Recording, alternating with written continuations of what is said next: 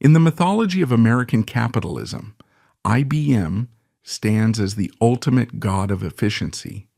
For decades, their army of salesmen in starched white shirts defined the modern world. But beneath this pristine image lies a secret that rivals the crimes of Krupp and Ford. Thomas Watson Sr. didn't just build a computer empire. He was an American CEO who accepted a medal from Adolf Hitler. The horror is specific. IBM's punch cards were not just for offices. They were custom designed to organize Nazi concentration camps. The numbers tattooed on the arms of Jewish victims, they originated from IBM's coding system. And the most chilling fact, IBM didn't just sell the machines, they maintained them monthly, profiting from every soul processed into the gas chambers. From a prison cell to a corporate empire. The origin story of the IBM empire does not begin in a pristine laboratory or a university campus, but in the humid, tobacco-stained courtrooms of Ohio and the brutal sales territories of the early 1900s. Before Thomas J. Watson Sr. became the patron saint of American business, he was a man staring down the barrel of a federal prison sentence. A deep investigation into his life reveals that the DNA of IBM was formed in the crucible of criminal conspiracy and ruthless monopolistic aggression. The magnitude of the Watson legacy was forged in the wreckage of his first career at the National Cash Register Company, NCR. In the late 19th century, NCR was the undisputed predator of the business equipment world. Run by the eccentric and tyrannical John Patterson, NCR was less a company and more a paramilitary organization designed to annihilate competition. Thomas Watson joined this machine as a young, hungry salesman, a man with little formal education but a terrifying aptitude for reading human weakness. Under Patterson's tutelage, Watson did not just learn to sell, he learned to conquer. He absorbed Patterson's philosophy that business was a zero-sum game where the only acceptable outcome was the total destruction of the rival. Watson rose through the ranks to become Patterson's second in command, and in doing so, he became the architect of one of the most notorious corporate crimes of the era. The knockout department was Watson's masterpiece. This secret division of NCR existed for a singular purpose: to drive competitors out of business through illegal means. The mechanism was simple and devastating. Watson and his agents would set up shell companies that appeared to be independent sellers of used cash registers. These front operations would flood the market with cheap machines, undercutting the prices of legitimate competitors until they bled dry. They would intimidate customers, bribe employees of rival firms to sabotage machines, and spread disinformation. It was industrial warfare disguised as commerce. The federal government eventually took notice. In 1912, a year defined by the sinking of the Titanic, Thomas Watson Sr. faced his own catastrophe. He was indicted alongside Patterson and other NCR executives for violating the Sherman Antitrust Act. The trial was a national spectacle, exposing the dark underbelly of the Gilded Age. The evidence against Watson was overwhelming. He was not a bystander. He was the field general who had ordered the strikes.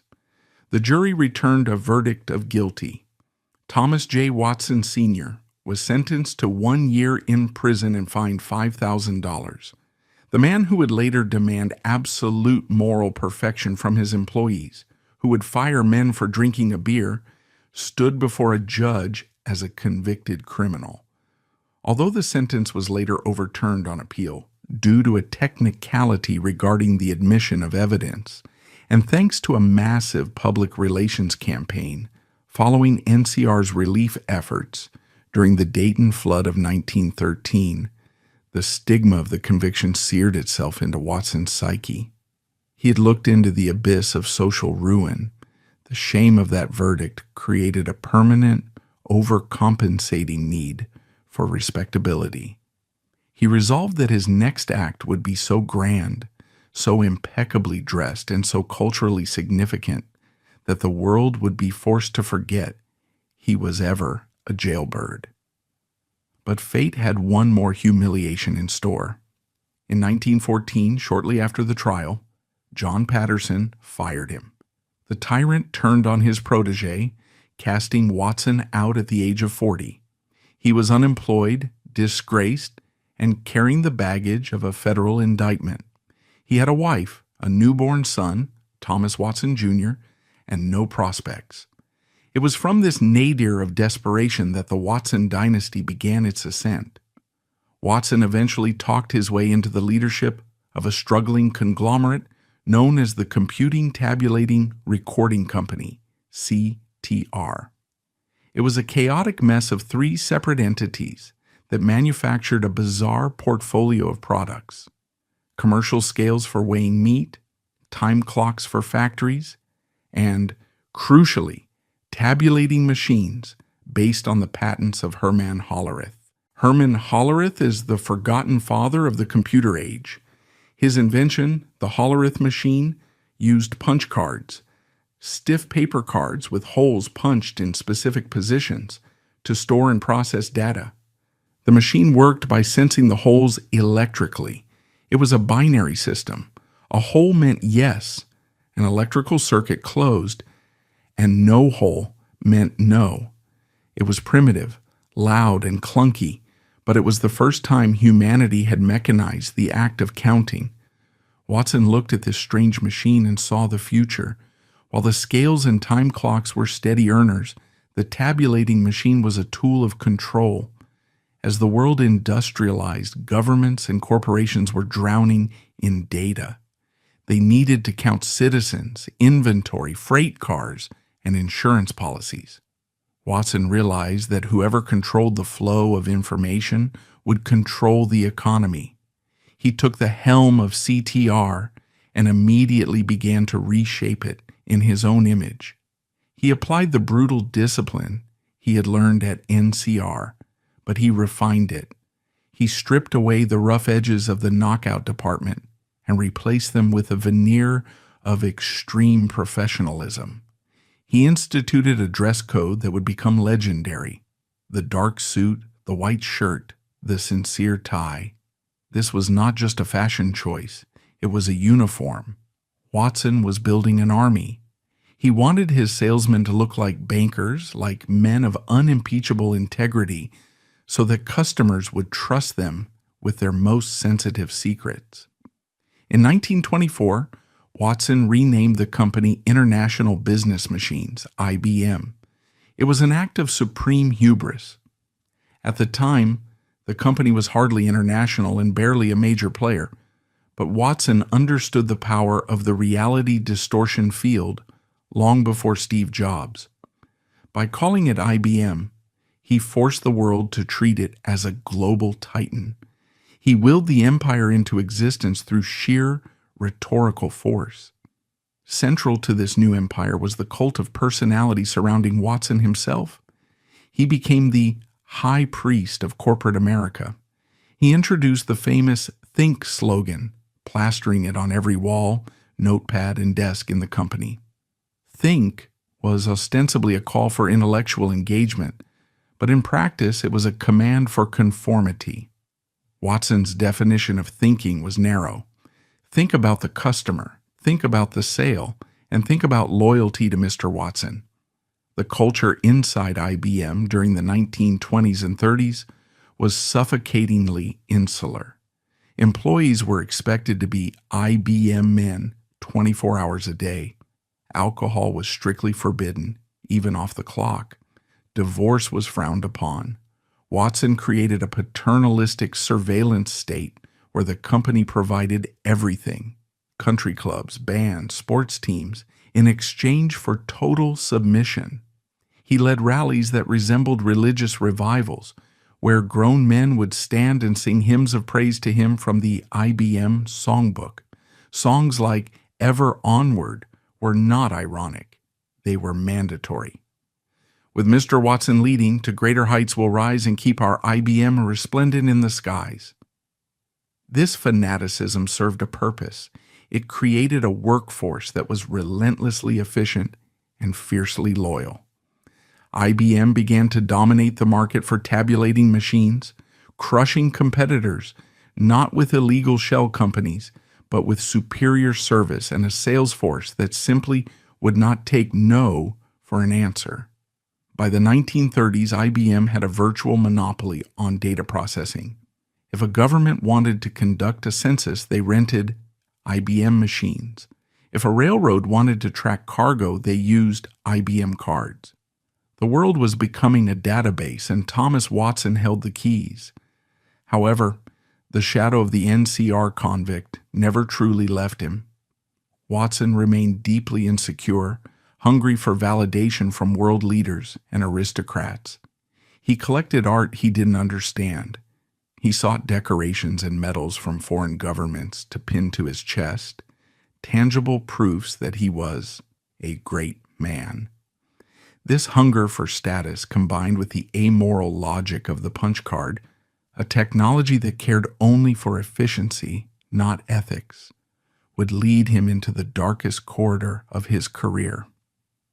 As the 1930s progressed, a new regime in Germany began to look for ways to organize its population, to sort the desirable from the undesirable. They needed a system that could process millions of citizens, cross-referencing their ancestry, religion, and location. They needed efficiency. They needed IBM. And Thomas Watson, the man who had rebuilt his life from the ashes of a prison sentence, saw not a moral precipice, but a magnificent business opportunity. The stage was set for the handshake with the devil, a partnership that would turn the gleaming white shirts of IBM into the accountants of the Holocaust. The transformation of the computing, tabulating, recording company into International Business Machines was not merely a corporate rebranding. It was an act of social engineering that bordered on the theological. Thomas J. Watson Sr. understood perhaps instinctively that a man working for a paycheck is a mercenary, but a man working for a cause is a zealot. Mercenaries flee when the battle turns grim, but zealots die on the hill. Having narrowly escaped the ignominy of a prison cell, Watson resolved to insulate himself with a wall of absolute loyalty. He did not set out to build a workforce in the traditional sense. He set out to build a congregation. The culture he installed at IBM during the 1920s and 1930s serves as a forensic prototype for the modern corporate cult, a closed system where the identity of the individual is systematically harvested and replaced with the identity of the brand. Internal documents and employee testimonies from this era reveal the totalitarian nature of the IBM environment. It was a velvet-lined cage, comfortable but inescapable. Watson positioned himself not as a CEO, but as a benevolent patriarch, a father, in the most literal and controlling sense. He offered his employees, almost exclusively white Protestant males, a lifetime of security. In an era of economic volatility, where the Great Depression was shattering lives, Watson offered a promise. If you give me your soul, I will give you a job for life. You will never be fired. Your family will be cared for. You will belong to something greater than yourself. The price of this admission was conformity. The most visible manifestation of this control was the IBM uniform. Watson enforced a dress code so rigid it rivaled the military. Every salesman, every executive, and every aspiring manager was required to wear a dark suit, a stiff white collar, and a sincere tie. This was not a suggestion. It was a mandate. The white shirt became a symbol of the IBM man. Psychologically, this served a dual purpose. Externally, it projected an image of supreme professionalism, distinguishing the IBM representative from the chaotic, cigar-chomping salesman of the competition. Internally, it acted as a mechanism of de-individualization. When a man puts on a uniform, he sheds a portion of his personal autonomy. He becomes a unit in a collective. Walking into an IBM office in 1930 was like walking into a hall of mirrors. Everyone looked the same, everyone sounded the same, and everyone answered to the same God. This visual homogenization was reinforced by a relentless ideological bombardment. The centerpiece of this indoctrination was the Think campaign. Watson claimed that think was an exhortation for creativity. He wanted his men to use their brains. But a forensic analysis of the slogan's application reveals a darker, more Orwellian intent. The signs were ubiquitous. They hung in offices, in factories, in hallways, and were stamped on notebooks. The word was a command, not an invitation.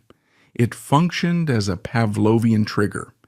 In the context of Watson's autocracy, think meant think like Watson. It meant aligning one's mental processes entirely with the corporate objective. It did not encourage dissent or innovation outside the established parameters. It encouraged a hyper-focus on efficiency and sales.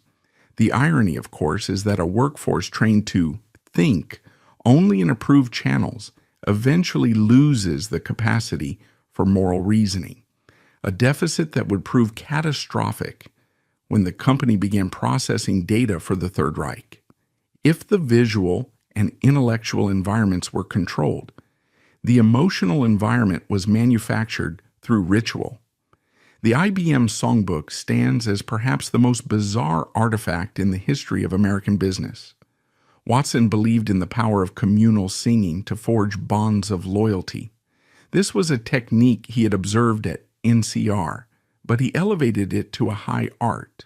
The company published a booklet titled Songs of the IBM, which contained over 100 anthems set to the tunes of popular religious hymns or patriotic marches. These were not casual jingles. They were hymns of praise directed specifically at Thomas J. Watson Sr. Consider the lyrics of the anthem Ever Onward, which grown men were required to stand and sing at morning rallies and sales conventions. Ever onward, ever onward. That's the spirit that has brought us fame. We're big, but bigger we will be. We can't fail, for all can see that to serve humanity has been our aim. Our products now are known in every zone. Our reputation sparkles like a gem. We've fought our way through, and new fields we're sure to conquer too, for the ever onward IBM. Or the even more personal adoration found in songs dedicated to the leader, with Mr. Watson leading, to greater heights will rise and keep our IBM resplendent in the skies. The psychological impact of this ritual cannot be overstated. When a group of men stands together and sings the praises of their boss, a cognitive shift occurs. It breaks down cynicism. It enforces group cohesion. If you refused to sing, you were an outsider. You were not one of us. It was a loyalty test administered in real time. This practice created a yes-man culture of terrifying purity. Dissent was not just professional suicide. It was social heresy. Watson surrounded himself with a phalanx of executives who existed solely to amplify his will, creating an echo chamber where no bad news ever penetrated the CEO's office. Beyond the office walls, Watson extended his reach into the private lives of his employees. He viewed himself as the moral arbiter of the IBM family. He instituted a strict prohibition on alcohol that lasted for decades. An IBM man did not drink. An IBM man did not carouse. Even off the clock, at a private dinner in his own home, an employee knew that ordering a glass of wine could get back to the old man. This puritanical streak was rooted in Watson's own insecurities and his desire to distance himself from the rough-and-tumble image of his youth. He wanted IBM to be clean. This cleanliness extended to the wives of the employees. Watson frequently interviewed the wives of potential hires. He wanted to ensure they were presentable, supportive, and fit the mold of the corporate spouse. He integrated the families into the company structure through IBM country clubs, luxurious recreational facilities built for the exclusive use of employees. This was the velvet trap. By providing the golf course, the swimming pool, and the social circle, Watson ensured that leaving IBM meant losing one's entire social existence. The company was not just the employer, it was the community, the church, and the state. However, the most insidious tool of control was the open door policy. Watson famously declared that his door was always open. Any employee, from the lowliest janitor to the highest vice president, could walk into his office and present a grievance. On the surface, this appeared to be radical democracy.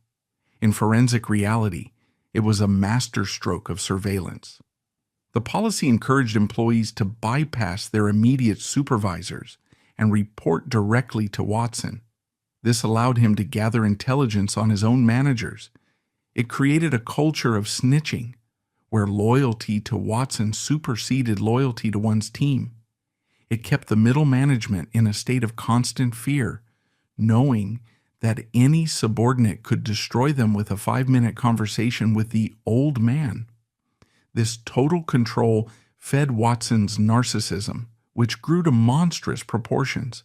He began to believe his own myth. He commissioned portraits of himself. He accepted honorary degrees. He traveled the world like a head of state, meeting with kings and presidents. He began to view IBM not just as a company, but as a vehicle for world peace through trade, a philosophy he called world peace through world trade. It was this delusion of grandeur that blinded him to the nature of the monsters he would soon befriend. Because his workforce was trained to obey, because his executives were trained to agree, and because he believed himself to be an infallible moral agent, Watson lacked the internal or external checks and balances necessary to navigate the treacherous political waters of the 1930s.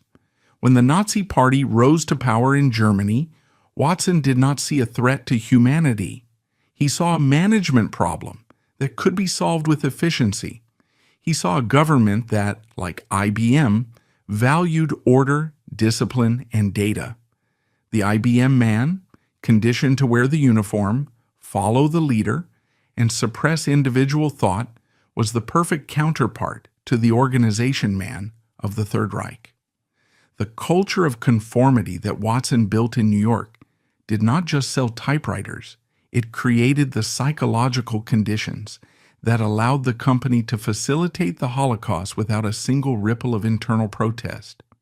The cult of Watson was a machine designed for speed and obedience. It had an accelerator, but it had no moral brake. And as the dark clouds gathered over Europe, Thomas Watson Sr. was sitting in the driver's seat surrounded by a choir of singing salesmen, steering his pristine white-shirted army directly into the heart of darkness.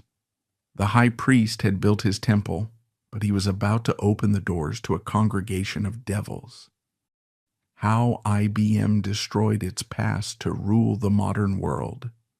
If Thomas Watson Sr. was the Old Testament God of the IBM universe, a creator who demanded absolute worship and punished dissent with exile, then his eldest son, Thomas Watson Jr., was the sacrificial lamb who somehow managed to pick up the knife and slay the patriarch.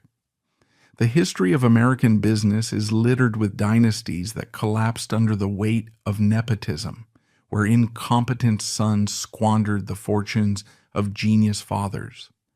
The Watson story acts as a violent inversion of this trope. The success of IBM in the second half of the 20th century was not born from a harmonious transfer of power. It was forged in a crucible of domestic abuse, psychological torture, and a savage Oedipal struggle that nearly destroyed both men.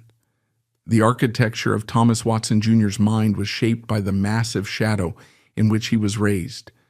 Born in 1914, just as his father was being fired from NCR and facing a potential prison sentence, Tom Jr. was designated from birth to be the heir.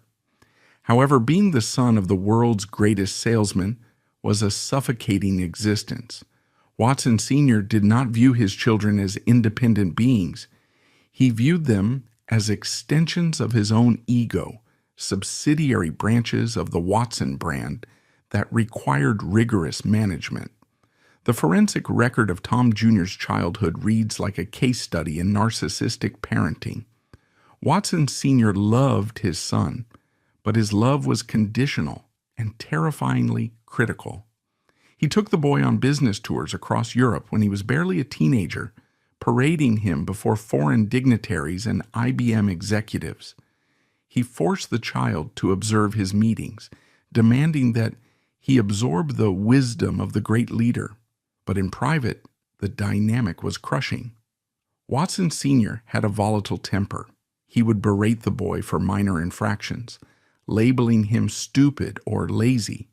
He would dismantle his son's confidence with the precision of a master manipulator, only to rebuild it moments later with lavish gifts. This cycle of idealization and devaluation created a deep-seated insecurity in Tom Jr., a belief that he was fundamentally flawed and unworthy of the name he carried. By the time he reached adolescence, Tom Jr. was unraveling. The psychological pressure manifested as a profound depression. He famously recounted in his memoirs that he often broke down in tears for no apparent reason, overwhelmed by a sense of impending doom. To escape the gravity of his father's expectations, he turned to rebellion. He became the black sheep. He barely scraped through high school. He spent 6 years drifting through Brown University, a tenure marked more by drinking, pranks, and womanizing than by academic achievement. He was cultivating the persona of a playboy pilot, a man who cared for nothing, because caring meant opening himself up to his father's judgment.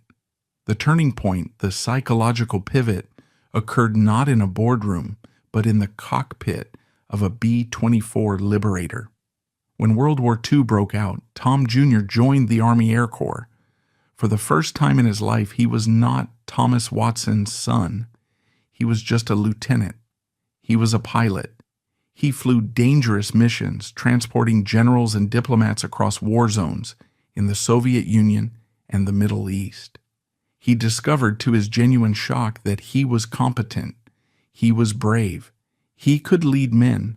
He could make life or death decisions without consulting a manual or his father. General Follett Bradley, whom Watson Jr. served as an aide, played a critical role in this reconstruction of the self. Bradley treated him with respect. He listened to his opinions. He told the young man, "You're good." Those 2 words were a revelation. They shattered the narrative of incompetence that Watson Sr. had installed in his son's brain.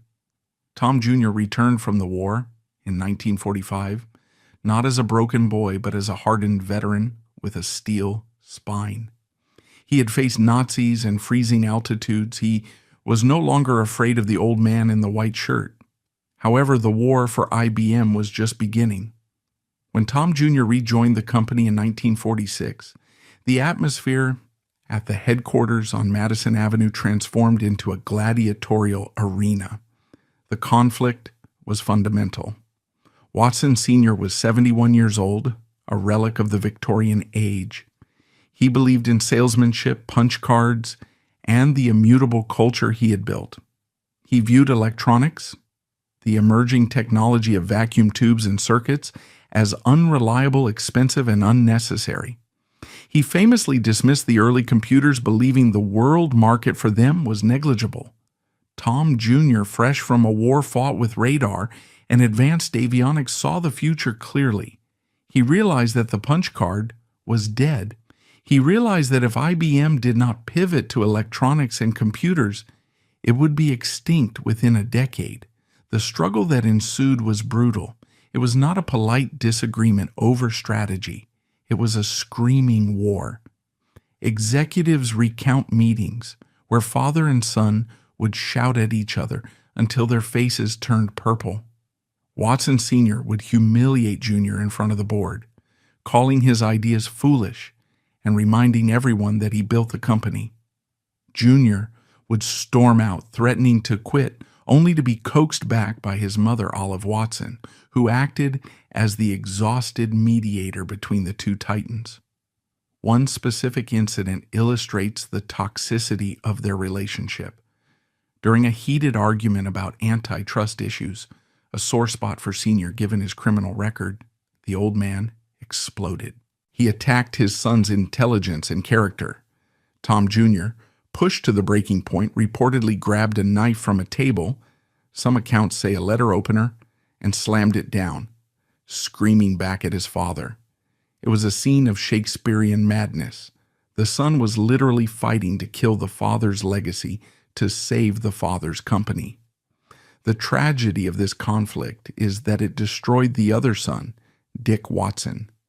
Dick was the younger brother, the good son, who tried to play by the rules.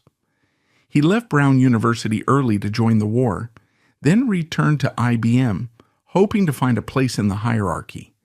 But the ferocious energy of the battle between Tom and the patriarch sucked all the oxygen out of the room. Dick was caught in the crossfire, unable to match Tom's aggression or his father's dominance. He eventually resigned, a casualty of the dynastic war, and died young, a broken man who never escaped the family gravity well. By the mid-1950s, the technological tide had turned decisively in Tom Jr.'s favor. The release of the IBM 701, the company's first large-scale electronic computer, often called the defense calculator, proved that Jr. was right. The customers wanted speed. They wanted electronics. The punch card empire was crumbling. The final transfer of power in May 1956 was not a celebration. It was a capitulation. Thomas Watson Sr. was 82 years old and dying. His body was failing and his grip on reality was slipping. In a final lucid maneuver, Tom Jr., aided by his mother, effectively cornered the old man. They orchestrated a board meeting where Sr. formally handed over the title of CEO to his son. It was a solemn, tearful event. Sr. signed the papers, surrendering the crown he had worn for 42 years. 6 weeks later, Thomas Watson Sr. was dead. The death of the father released the son, but it also terrified him. Tom Jr. was now alone at the helm of a massive lumbering ship that was heading into the uncharted waters of the computer age. He was haunted by the fear that he would be the one to crash it. This anxiety drove him to make the boldest gamble in business history. The internal war with his father had ended, but the war for the company's survival was just beginning. To exorcise the ghost of the patriarch, Tom Jr. knew he couldn't just manage the empire. He had to reinvent it.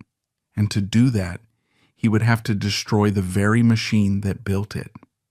The succession of the Watson dynasty serves as a dark lesson in the price of greatness. It proves that visionary leadership is often fueled by deep pathological insecurity. Thomas Watson Sr. built a cult to hide his shame. Thomas Watson Jr. was about to risk the entire family fortune to hide his fear. They were two wounded men who used the world economy as their therapy session. And while they created billions of dollars in wealth, the emotional wreckage they left behind, the broken brother, the screaming matches, the silent dinners, remains the hidden overhead cost of the information age. The computer was born not from logic, but from the friction between a father who wouldn't let go and a son who had to destroy the past to breathe. The death of Thomas Watson Sr. in 1956 marked the end of the patriarchal era at IBM, but it did not immediately dispel the ghosts that haunted the quarters of the headquarters on Madison Avenue.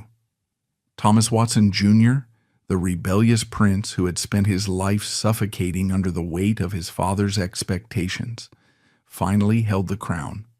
However, he inherited a kingdom that was built on a crumbling foundation. The Hollerith punch card, the technology that had made the family wealthy and facilitated the darkest bureaucracies of the 20th century, was dying. The dawn of the electronic age was breaking, and competitors like Univac were already fielding machines that could process data thousands of times faster than the clunky mechanical sorters of the old man. Watson Jr. faced an existential crisis. He could continue to milk the profits of his father's obsolete machines and watch the empire slowly rot, or he could risk everything to reinvent the company from the ground up. The psychological profile of Watson Jr. during this period is one of manic anxiety. He was driven by a terror of failure, convinced that he would be the son who destroyed the dynasty. This fear metastasized into a radical aggression. He determined that the only way to excise the ghost of his father was to physically dismantle the technology his father loved. He would not just upgrade IBM, he would burn the old IBM to the ground and build a new one made of silicon and logic. This scorched earth strategy coalesced into a single, code-name project that would become the biggest private industrial investment in history, System/360. In the early 1960s, the computer industry was a chaotic, fragmented mess. IBM produced several different lines of computers, each designed for a specific purpose, one for scientists, one for accountants, one for banks. None of these machines could talk to each other. They used different software, different peripherals, and different operating languages. If a customer wanted to upgrade from a small machine to a larger one, they had to rewrite all their programs and throw away their old equipment. It was inefficient, frustrating, and unsustainable. Watson Jr.'s vision was revolutionary in its simplicity and terrifying in its complexity. He wanted to create a family of computers. He envisioned a single architecture that would span the entire range of performance, from the smallest office machine to the most powerful supercomputer. They would all run the same software. They would all use the same printers and tape drives. It was the concept of compatibility, an idea that is commonplace today but was viewed as science fiction. In 1961, the project was officially announced internally as the new product line, but it soon became known as the $5 billion gamble. $5 billion in the 1960s was an astronomical sum, exceeding the cost of the Manhattan Project that built the atomic bomb. It was more than the annual revenue of IBM itself. Watson Jr. was effectively betting the entire company on a single roll of the dice. If System 360 failed, IBM would cease to exist. The financial markets would destroy them. The competitors would cannibalize the remains. The development of System/360 was a descent into corporate hell. It required the coordination of over 60,000 new employees. It required the construction of 5 new factories around the world. It required the invention of new technologies that did not yet exist, such as the solid logic technology, SLT, hybrid circuits. The logistics were a nightmare. The software development alone, led by the brilliant but beleaguered Fred Brooks, became a legendary quagmire of delays and bugs, eventually inspiring Brooks to write the seminal book The Mythical Man Month, which chronicled the disaster. Inside the company, a civil war erupted. The old guard, the executives who had risen through the ranks selling punch cards and mechanical sorters, viewed System/360 as suicide. They argued that by releasing a compatible family of computers, IBM would be eating its own young, destroying the profitable rental markets for their existing machines. Watson Jr. ignored them. He purged the dissenters. He drove his engineers with a ruthlessness that mirrored the worst traits of his father. He suffered panic attacks. He had chest pains. He was a man possessed, fighting a war on two fronts, against the technical limitations of the era and against the internal culture of the company. The forensic significance of System/360 extends beyond the balance sheet. It was, perhaps subconsciously, an act of moral laundering. The punch card was the symbol of the Watson Sr. era. It was the artifact linked to the census, the surveillance state, and the Holocaust. By moving the world to magnetic tape and disc storage, by creating a purely electronic ecosystem, Watson Jr. was burying the physical evidence of the past. He was creating a sleek, futuristic interface that looked nothing like the clattering machines that had counted prisoners in Auschwitz. The System/360 was clean. It was modern. It was the machine of the space age, not the machine of the dark age. On April 7, 1964, Thomas Watson Jr.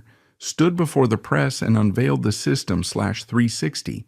It was the D-Day of the computer industry. The reception was ecstatic. The world realized instantly that the rules of the game had changed. The System/360 was not just a computer. It was a standard. It forced the entire industry to adapt to IBM's architecture. Competitors like GE, RCA, and Honeywell were left scrambling in the dust, unable to match the sheer scale and integration of the IBM ecosystem. Orders flooded in. Banks, insurance companies, governments, and the space program all lined up to buy the new machines. IBM entered a period of dominance that has few parallels in economic history. They became Snow White and the Seven Dwarfs. IBM was Snow White, and the rest of the computer industry were the dwarfs. They controlled 70% of the global market. They were more profitable than the oil companies. The stock price soared, making the Watson family one of the richest dynasties in America. However, this dominance came with a new kind of scrutiny. The immense power of the System/360 attracted the attention of the United States Department of Justice. In 1969, the government filed a massive antitrust lawsuit against IBM, accusing it of illegal monopolistic practices. The suit alleged that IBM used predatory pricing, vaporware, announcing products that didn't exist to freeze the market, and bundling tactics to destroy competition. For Watson Jr., this was a bitter irony. His father had started the dynasty with an antitrust conviction in 1912. Now, at the height of his own success, Watson Jr. was facing the same accusation. The United States versus IBM case would drag on for 13 years, a legal Vietnam War that drained the company's energy and focus. But unlike his father, Watson Jr. did not go to jail. He had built an entity too big to fail and too complex to dismantle. The System/360 also fundamentally changed the relationship between humanity and data. Before 1964, computing was a batch process. You handed a stack of cards to an operator and waited hours for a result. With the System/360 and its peripherals, computing became interactive. It laid the groundwork for the modern world of real-time databases, airline reservation systems, and eventually the Internet. It completed the transition that Watson Sr. had started, the conversion of the world into data. But the dark side of this efficiency remained. The System/360 was used by the American military to orchestrate the Vietnam War. It was used by the South African apartheid government to manage its population registry, a chilling echo of the Dehomag operations in the 1930s. The technology had evolved, but the ethical vacuum at the center of the machine remained. The computer was still a tool that amplified the intent of its user, whether that intent was to cure cancer or to enforce segregation. Thomas Watson Jr. retired from IBM in 1971, following a heart attack that served as a final warning from his body. He had won. He had surpassed his father. He had saved the company. He had ushered in the information age.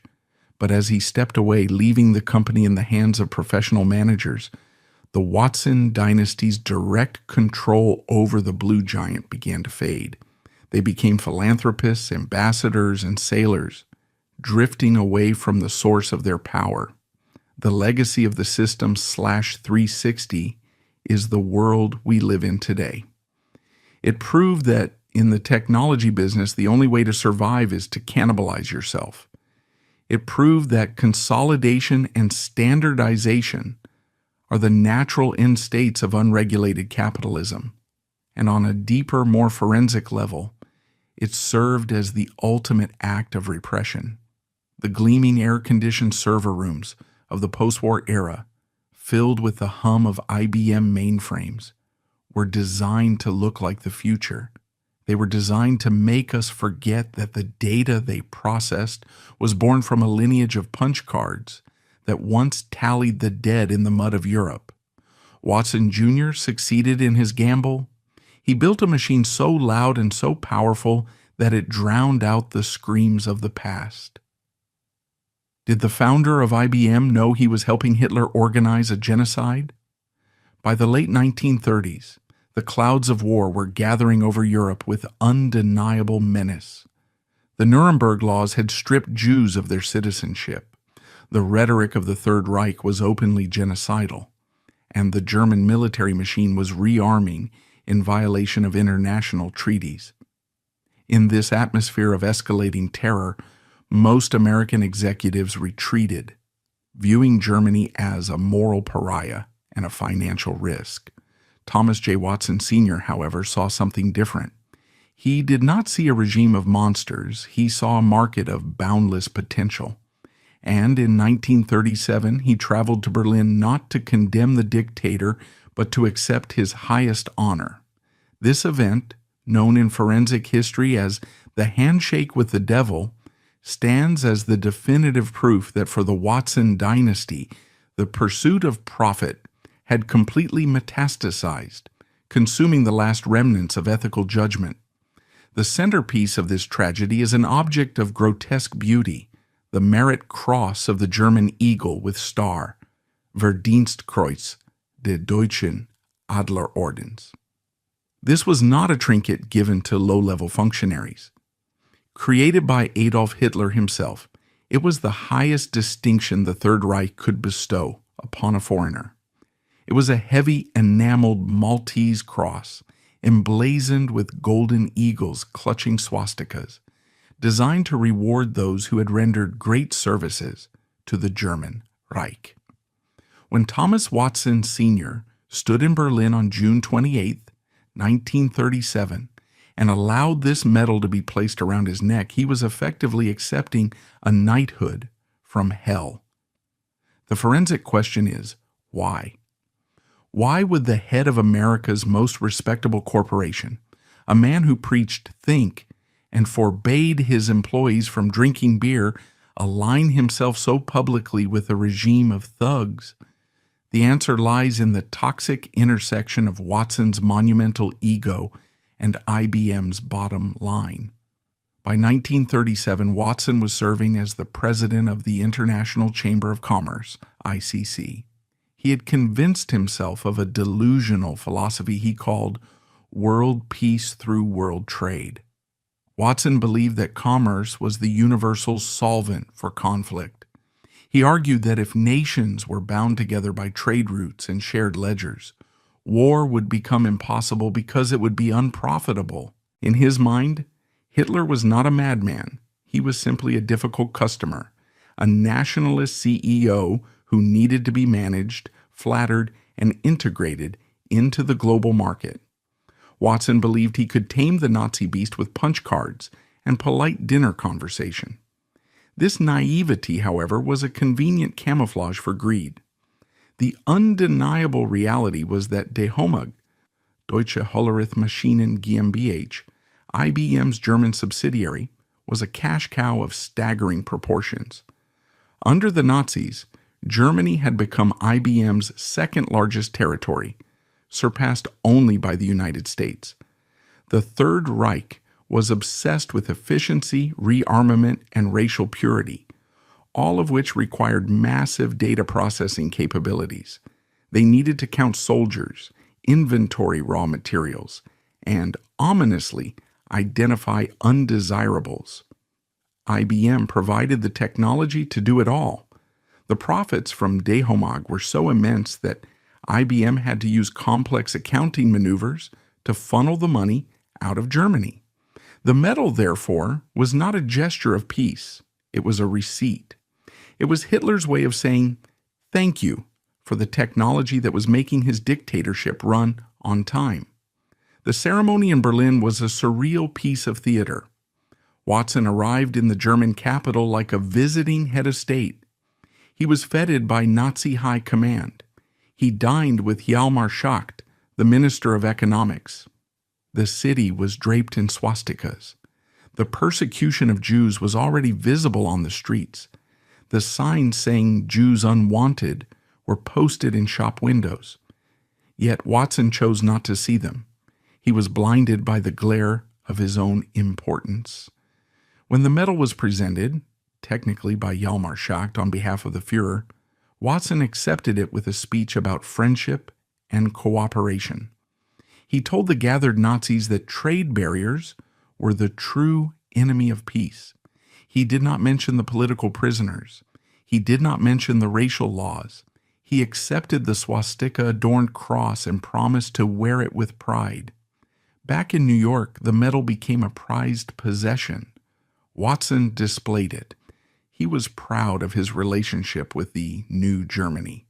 He told colleagues that Hitler was a dynamic leader who was simply misunderstood by the American press. This period represents the nadir of Watson's moral intelligence. He had surrounded himself with yes-men for so long that he had lost the ability to distinguish between flattery and manipulation. The Nazis played him perfectly. They fed his ego, gave him a shiny medal, and in exchange, he gave them the legitimacy of the IBM brand. However, the alibi of world peace through world trade began to crumble as the tanks rolled. In 1939, Hitler invaded Poland. The world plunged into war. The difficult customer had become the enemy of civilization. Suddenly, the medal around Watson's neck was no longer a symbol of international diplomacy. It was a target.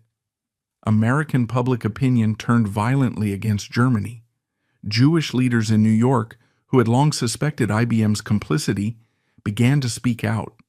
Employees at IBM questioned why their leader was decorated by the man bombing London. Watson faced a crisis. His carefully cultivated image of American patriotism was at risk. If he kept the medal, he looked like a traitor. If he returned it, he risked losing the German market and the assets of Dehomag. For months he dithered. He tried to maintain a business-is-business stance, but by June 1940, as France fell to the Nazi blitzkrieg, the pressure became unbearable. Watson made a calculated decision to cut his losses. He wrote a letter to Adolf Hitler, ostensibly returning the Merit Cross. The letter itself is a masterpiece of corporate equivocation. Watson did not condemn the genocide, which was not yet fully known, though the persecution was obvious. He did not apologize for his past support. Instead, he framed the return of the medal as a reaction to Hitler's policies towards France and Britain. He wrote, "In view of the present policies of your government, I am returning the Merit Cross of the German Eagle." It was a PR stunt, executed only when it became politically expedient. Watson made sure the letter was leaked to the press. He wanted the American public to see him rejecting Hitler. He wanted to rewrite the narrative from collaborator to patriot. Hitler's reaction was furious. He banned Watson from Germany and ostensibly seized Dehomag. This seizure, however, is one of the great myths of the IBM saga. While the Nazis took operational control of the subsidiary, the machines themselves, The precious Hollerith tabulators were not destroyed. They were not replaced. They continued to whir and click in Berlin, in Warsaw, and in the concentration camps, maintained by German technicians trained by IBM. And crucially, the profits continued to accumulate in blocked accounts, waiting for the war to end. The return of the metal did not stop the flow of technology. It merely drove it underground. IBM's Geneva office became a nexus for information laundering, allowing the company to maintain contact with its subsidiaries in occupied Europe.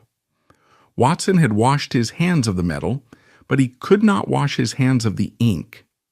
The handshake with the devil reveals the fatal flaw in the Watson philosophy. He believed that technology was neutral. He believed that a punch card had no politics. He failed to understand that when you sell a system of organization to a regime of murderers, you are not selling a neutral tool. You are selling the capacity to kill. The Hollerith machine did not pull the trigger, but it aimed the gun. It turned the chaotic, messy hatred of anti-Semitism into a streamlined, searchable database. By accepting the medal in 1937, Watson validated the Third Reich on the world stage. He told the American business community that it was okay to do business with Hitler. He provided a moral shield for the Nazis, allowing them to masquerade as a legitimate government while they prepared for the slaughter. The Merit Cross of the German Eagle eventually disappeared from Watson's desk, likely melted down or hidden in a dark vault. But the image of Thomas Watson Sr., the high priest of American capitalism, the man in the stiff white collar, saluting the swastika, remains the ghost in the machine. It is the stain that no amount of philanthropy or think signs can ever scrub away. He wanted to be a statesman. Instead, he became the unwitting logistician of the Holocaust. And as the war raged on, the machines he sold began to calculate a new kind of data. Not sales figures or census numbers, but the death toll of a people. When forensic historians sift through the wreckage of the 20th century, their attention is usually drawn to the kinetic instruments of violence: the tank, the bomber, the chemical gas canister, and the atomic bomb. These are the loud, visible machines that tear flesh and shatter cities, the obvious tools of warfare. However, the most terrifying weapon deployed during the Holocaust was made of stiff paper. It was rectangular, roughly the size of a dollar bill, and covered in 80 columns of mundane numbers. This was the IBM punch card, known technically in the 1930s as the Hollerith card. In the hands of the Third Reich, this seemingly innocuous piece of office stationery became the ammunition for a bureaucratic firing squad, a tool that allowed the Nazis to automate the identification, confiscation, deportation, and extermination of millions of human beings with the cold, rhythmic efficiency of a modern American factory. The true lethality of the punch card emerged from the logistical nightmare facing the Nazi regime. Adolf Hitler's vision of a racially pure Europe was not merely a spasm of chaotic violence, it was a massive continental engineering project. The Nazis intended to identify every person of Jewish descent across a territory of hundreds of millions, strip them of their citizenship and assets, move them across borders on trains that had to adhere to strict timetables, concentrate them in labor camps, and finally murder them. Attempting to execute a project of this magnitude by hand using pen and paper ledgers was logistically impossible. It was too slow, too prone to human error, and too resistant to cross-referencing. The final solution required a computer. Since the silicon chip did not yet exist, they utilized the next best thing: the Dehomag Hollerith machine. The technology, provided exclusively by IBM's German subsidiary Dehomag, operated on a simple binary principle that was revolutionary for its time. A card was divided into specific columns and rows, representing different data points. Information about a human being, their age, gender, residence, religion, and bank balance, was encoded by punching holes in specific locations. A hole represented a yes, while the absence of a hole represented a no. Once punched, these cards could be fed into a high-speed sorting machine capable of processing 24,000 cards per hour. A Nazi official could essentially ask the machine a complex query, such as finding all men between the ages of 18 and 40 living in Berlin who were practicing Jews and held bank accounts exceeding 10,000 Reichsmarks. The machine would whir, the gears would spin, and within minutes it would physically spit out the cards of every human being fitting that description. This was the search engine of the 1930s, and it was turned against the population. The collaboration began long before the death camps opened their gates. It started with the census. In 1933, and again in 1939, the Third Reich conducted a national census that was not a standard demographic survey, but a hunting expedition. IBM hired thousands of temporary workers to manually punch the data from the census forms onto millions of Hollerith cards. The crucial innovation introduced by IBM engineers working in concert with Nazi officials was the concept of racial sorting. They designed custom punch cards with specific columns dedicated to racial characteristics. They did not simply track religion, they tracked bloodlines, allowing the regime to trace a person's ancestry back generations, to find the Jewish blood hidden in a family tree. The results were catastrophic for the Jewish community. The 1933 census identified 2 million Jews in Germany, a figure far higher than the Nazis had estimated, because the machines successfully located the assimilated Jews, those who had converted to Christianity or married Aryans, but still carried the genetic stain according to Nazi ideology. The IBM machines tore away the veil of anonymity, turning every citizen into a known quantity, a data point stored in a massive central registry in Berlin.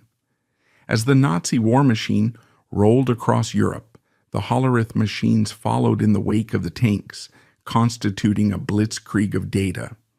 In Poland, France, Holland, and Belgium, the first step of the Nazi occupation was often a census. Nazi officials, advised by IBM technicians, would seize the local population registries and immediately begin punching cards. This explains the terrifying speed with which the Nazis were able to round up local Jewish populations in occupied territories. They did not have to search house to house or rely on informants. They already had the list, and the list was printed by an IBM machine. But the horror of the Hollerith card reached its absolute zenith inside the concentration camps themselves. Forensic evidence recovered from sites like Auschwitz, Dachau, and Mauthausen proves that IBM technology was an integral part of the camp administration. These camps were not just killing centers, they were vast slave labor complexes that required precise management. The SS needed to know exactly how many prisoners they had, what skills those prisoners possessed, where they were located, and how fast they were dying. To manage this industrial operation, the SS established the Hollerith Abteilung, or Hollerith Department, within the camps. These were office barracks, often staffed by prisoner functionaries, where the clacking, whirring sound of IBM sorters and tabulators was the ceaseless soundtrack to the genocide. The coding system developed for the camp serves as the smoking gun of IBM's complicity, revealing how the company adapted its technology to the specific needs of mass murder. Forensic historians like Edwin Black have decoded the chilling logic of these columns. In column 3, which denoted racial origin, the number 8 was assigned to Jews, while the number 11 marked the Romani people. Even the method of murder was standardized in column 4, which tracked the departure code, or cause of death. The number 3 signified natural death. The number 4 stood for execution by shooting, and the number 5 represented suicide. Most horrifying of all was the number 6, which stood for Sonderbehandlung, or special treatment, the Nazi euphemism for the gas chamber. Every time a prisoner arrived at Auschwitz, their personal data was punched onto a card. They were assigned a number, often tattooed on their arm, which corresponded to their IBM file. If they were worked to death, a clerk would punch code 3. If they were sent to the gas chamber, a clerk would punch code 6. These cards were then tabulated and the reports were sent back to Berlin. The SS leadership used these IBM-generated reports to track the efficiency of the final solution, calculating the turnover of the labor force and measuring the productivity of the gas chambers as if they were tracking car production. The defense often raised by corporate apologists is that IBM New York lost control of its German subsidiary once the war began, and therefore Thomas Watson Sr. cannot be held responsible for the specific use of the machines in the camps. However, the forensic logistics of the IBM business model dismantles this alibi. IBM was unique among corporations in that it did not sell its machines, it only leased them. Every Hollerith machine in Nazi Germany, whether it was sitting in a Berlin bank or the Auschwitz administration block, remained the legal property of International Business Machines. This leasing model meant that the machines required constant maintenance. They were delicate, complex pieces of precision engineering that broke down frequently and needed spare parts. Furthermore, a Hollerith machine without cards is a useless metal box. The cards were a consumable resource like bullets for a rifle. Nazi Germany used hundreds of millions of cards a year, and Dehomag could not produce enough domestic stock to meet the demand. Forensic shipping records indicate that IBM sanctioned the shipment of massive quantities of paper card stock to its subsidiaries in Europe, knowing full well that Dehomag was the primary consumer. The specialized nature of the machines meant that German technicians had to be trained, and IBM maintained the training schools and the supply chain that kept the system running. There is also the matter of the royalties. Throughout the war, while American soldiers were fighting across Europe, the profits generated by Dehomag, money soaked in the blood of Code 8 prisoners, were carefully accounted for. They were not seized or destroyed. They were preserved in blocked accounts, waiting for the return of peace. Watson and IBM executives monitored these accounts and knew the subsidiary was wildly profitable. In a war zone, a subsidiary only generates record profits if it is serving the government's highest priorities. The silence of IBM New York regarding the source of these profits is a deafening admission of complicity. The Hollerith punch card dehumanized the victims long before they entered the gas chambers. To the machine, a human being was not a father, a daughter, or a musician. A human being was a row of holes. This abstraction made the genocide psychologically easier for the perpetrators. The SS officer wasn't murdering a person. He was processing a unit and clearing a file. The technology created a sanitizing distance between the killer and the killed. In the final forensic analysis, the IBM punch card stands as the precursor to the modern surveillance state, proving that data is never neutral. By organizing the chaos of humanity into neat, sortable columns, Thomas Watson's machines gave a totalitarian regime the godlike ability to see everything.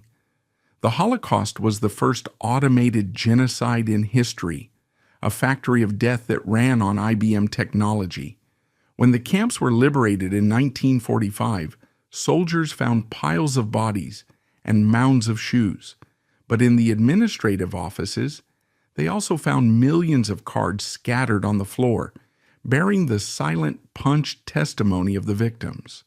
Code 8, Code 6. The evidence was there in black and white, perforated by the machines of the Big Blue, proving that the Watsons had promised to help the world think, and the Nazis had used that power to think about how to kill everyone faster. The most haunting question in the IBM dossier is not technical, but psychological. We know the machines worked. We know the punch cards facilitated the efficiency of the genocide. We know the profits were secured. But the moral weight of this history rests entirely on the shoulders of one man sitting in a skyscraper in New York. Did Thomas J. Watson Sr., the man who demanded absolute control over every facet of his empire, truly know that his technology was being used to hunt human beings? Or was he, as his defenders have long argued, merely a naive businessman who lost control of a rogue subsidiary in the fog of war? This is the investigating hypothesis, a forensic inquiry into the mind of a capitalist who stood at the crossroads of profit and atrocity and seemingly chose the path of least resistance. The first barrier to the truth is the corporate defense of ignorance. For decades, the standard corporate narrative has been that once the war began, communication between New York and Berlin was severed, and the German subsidiary, De Homag, was seized by the Nazis, leaving Watson powerless. This defense relies on the assumption that Thomas Watson was a distant, hands-off executive. However, a forensic profile of Watson's management style renders this assumption laughable. Watson was a micromanager of pathological proportions. He was a man who famously inspected the uniforms of his elevator operators. He approved the color of the paint on factory walls. He demanded daily sales reports from minor territories. The idea that this obsessive control freak would simply stop paying attention to his second largest market, the crown jewel of his international division, contradicts everything we know about his personality. The paper trail suggests a very different reality. Watson did not lose control. He fought to maintain it. The relationship between Watson and the managers of De Homag, particularly the ardent Nazi Willi Heidinger, was not one of estrangement, but of intense, often bitter negotiation. They did not fight about ethics. They fought about money. Throughout the 1930s, as the persecution of the Jews intensified, Watson's primary concern expressed in memos and letters was not the morality of the census, but the protection of IBM's monopoly and the repatriation of profits. He knew exactly what the machines were doing because the machines were the basis of the revenue. When De Homag requested more card stock or more spare parts, they had to justify the request. They had to explain that the Reich was undertaking a population inventory or a health survey. Watson, a man who built his career on understanding data, understood perfectly well that in Nazi Germany, a population inventory was a euphemism for a purge. The Geneva Conduit serves as the smoking gun of this ongoing collaboration. When direct communication between New York and Berlin became politically sensitive, IBM did not shut down the line. They simply rerouted it. They used their Swiss office in Geneva as a neutral buffer. Information, instructions, and financial reports flowed from Berlin to Geneva, and then from Geneva to New York. This mechanism allowed Watson to maintain plausible deniability while remaining the de facto decision-maker. Through this Swiss channel, he received regular reports on the extraordinary performance of the German division. He watched the bank balances in Berlin swell with Reichsmarks derived from government contracts. A CEO who truly opposed the actions of a subsidiary would have cut off the supply chain. He would have refused to send the specialized paper for the cards. He would have forbidden the transfer of replacement parts. Watson did none of these things. He kept the supply lines open until the very moment the United States government made it legally impossible to do so. And even then, the infrastructure he built continued to run on autopilot. There is also the matter of the Bonaberry incident and other specific intelligence that crossed his desk. IBM New York was not operating in a vacuum. They had executives traveling to Europe. They had press reports. In 1940, long after the nature of the Nazi regime was evident, Watson sent a congratulatory telegram to the managers of De Homag, praising their efficiency. He was managing the relationship with the same cordiality one might apply to a branch in Chicago, completely ignoring the fact that the efficiency he was praising was the efficiency of a police state. The most damning evidence, however, lies in the legal definition of knowing. In the world of corporate liability, there is a concept known as willful blindness. It describes a situation where an individual intentionally avoids learning the truth because the truth would be inconvenient. Thomas Watson. Sr. perfected this art. He enveloped himself in the rhetoric of business neutrality. He convinced himself that technology had no politics. If the Germans wanted to use punch cards to count Jews, that was a German internal matter. If the Americans wanted to use punch cards to organize the D-Day invasion, that was an American matter. IBM was simply the service provider, the neutral arms dealer selling to both sides of the conflict. This moral relativism allowed him to rationalize the unthinkable. He likely did not know the specific details of the gas chambers at Auschwitz. Few in America did until the end of the war. But he absolutely knew that his machines were running the concentration camps. The Hollerith departments in the camps were not secret. They were administrative hubs. He knew his machines were automating the slave labor system. He knew that the unprecedented profits sitting in blocked accounts in Berlin were the direct result of the Nazi government's voracious appetite for surveillance. To argue that he didn't know enough is a semantic game. He knew that his company was an essential cog in the machinery of a totalitarian state, and he chose to cash the checks. Furthermore, the seizure of De Homag by the Nazis was largely a piece of legal theater. While the Nazi government appointed a custodian to oversee the company during the war to ensure loyalty, they did not nationalize it. They did not steal the patents. They preserved the corporate structure of IBM's subsidiary because they needed IBM's goodwill and technical support after the war. They treated De Homag as a protected asset.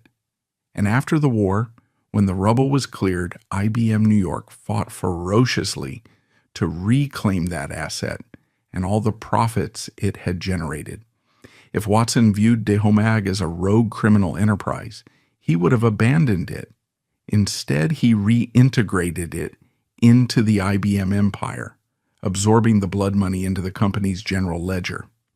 The investigating hypothesis leads to a grim conclusion regarding Watson's psyche.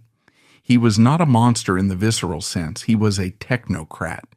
He represented a new breed of 20th century evil, one that does not require hatred to commit atrocities, only a lack of empathy and an obsession with order. To Watson, the chaos of the world was a problem to be solved with data. The punch card was the ultimate solution to chaos. It organized the messy reality of human existence into neat rows of holes. If the Nazis wanted to organize Europe by removing a specific demographic, Watson's machines were agnostic. They would process the data.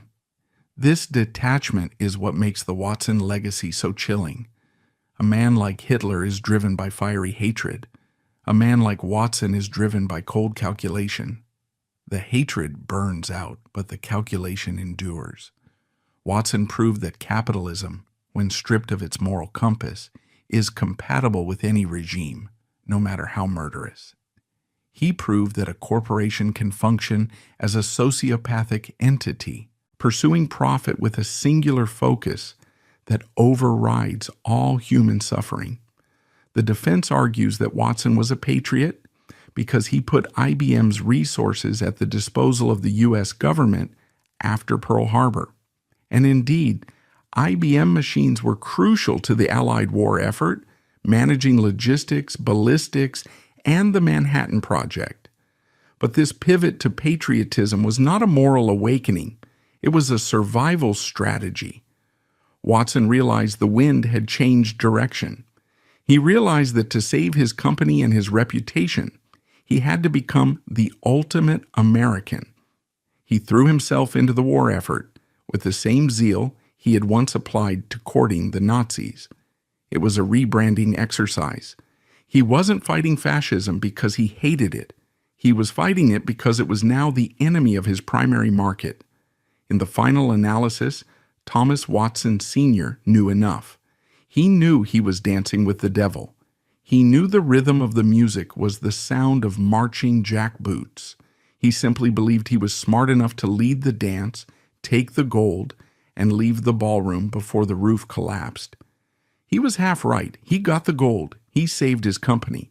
But he left a stain on the soul of the American century that no amount of philanthropy can ever erase. He demonstrated that the road to Auschwitz was paved not just with good intentions, but with quarterly earnings reports and the silent, rhythmic clicking of American-made machines. The departure of Thomas Watson Jr. from the helm of IBM in 1971 signaled the end of the dynastic era, but it did not signal the end of the Watson mechanism. The family had physically vacated the executive suite in Armonk, New York, retreating into the polite, muffled world of philanthropy, diplomacy, and yachting. However, the corporate DNA they engineered, a genetic code composed of ruthless efficiency, obsessive control, and moral flexibility, continued to replicate itself. The Blue Giant had become an autonomous entity, a sovereign state of capital that no longer required a Watson to guide it. Yet history has a way of refusing to stay buried. Just as the Hollerith machines once spat out cards with jagged, undeniable holes, the 21st century would spit out the suppressed truth of the family's origins, turning the legacy of the Watsons into a permanent study in the ethics of complicity. The post-Watson era of IBM was defined by a gradual corporate sanitization of the past. The company spent decades polishing its image as the benevolent grandfather of the technology industry. They sponsored art exhibits, funded universities, and championed diversity. They successfully rebranded themselves as the company of the future, effectively erasing the messy, soot-stained reality of their origins. The convict past of Thomas Watson Sr. was relegated to a footnote. The tyrant behavior of Thomas Watson Jr. was softened into a narrative of tough love leadership. But the ghost in the machine was waiting. In February 2001, the firewall of silence collapsed. The publication of Edwin Black's investigative masterpiece, IBM and the Holocaust, hit the global consciousness like a forensic sledgehammer. Black, the son of Holocaust survivors, spent years combing through archives in Europe and America, unearthing the shipping manifests, the internal memos, and the technical diagrams that linked the whirring tabulators of New York to the gas chambers of Poland. The reaction from the modern IBM Corporation was a masterclass in legalistic evasion. Faced with lawsuits filed by Holocaust survivors and Romani groups demanding reparations for the profits IBM generated from their enslavement, the company did not offer a heartfelt apology. They did not open their internal archives for a full independent truth commission. Instead, they retreated behind the shield of procedural law. Their lawyers argued that the claims were barred by the statute of limitations. They argued that the German subsidiary had been seized, a claim forensically debunked by the profit retention records.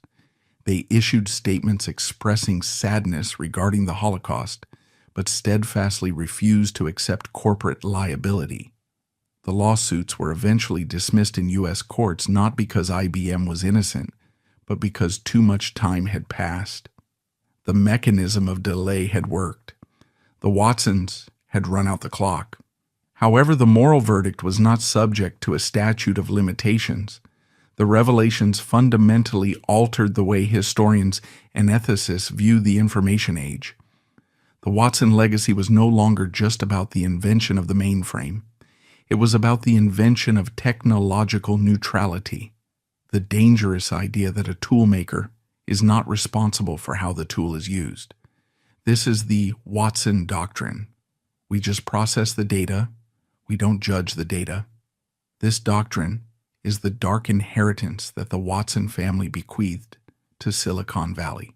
When we look at the modern scandals of data privacy, the way social media algorithms amplify hate speech, the way search engines facilitate surveillance, the way data brokers sell our identities, we are looking at the direct descendants of the Hollerith machine. Thomas Watson Sr. was the original technocrat who believed that efficiency was a virtue unto itself. He proved that if you make a system efficient enough, people will stop asking if it is right. What of the family itself? The Watson dynasty dissolved into the quiet obscurity of extreme wealth. Thomas Watson Jr. served as the United States ambassador to the Soviet Union under President Jimmy Carter, a final irony for a man who built the machines that calculated the trajectories of nuclear missiles during the Cold War. He died in 1993, eulogized as a titan of industry. His siblings and children scattered, becoming patrons of the arts and environmentalists. They live in a world insulated by the fortune built on the punch card, far removed from the moral compromises of the 1930s. There is no Watson Tower in New York. The family name does not carry the same cultural weight as Rockefeller or Ford, perhaps because the source of their power, the invisible processing of information, is harder to mythologize than oil or steel. But the physical evidence of their empire remains. The IBM headquarters in Armonk is a fortress of glass and stone, nestled in a manicured forest, projecting an image of serenity and order. It is a cathedral to the god of logic. Inside, the servers hum with the collective data of the world. They process banking transactions, airline schedules, medical records, and government secrets. They are the nervous system of the global economy. The tragedy of the Watson dynasty is that they built a machine that outgrew the human capacity for morality. Thomas Watson Sr. wanted to bring order to the chaos of the world.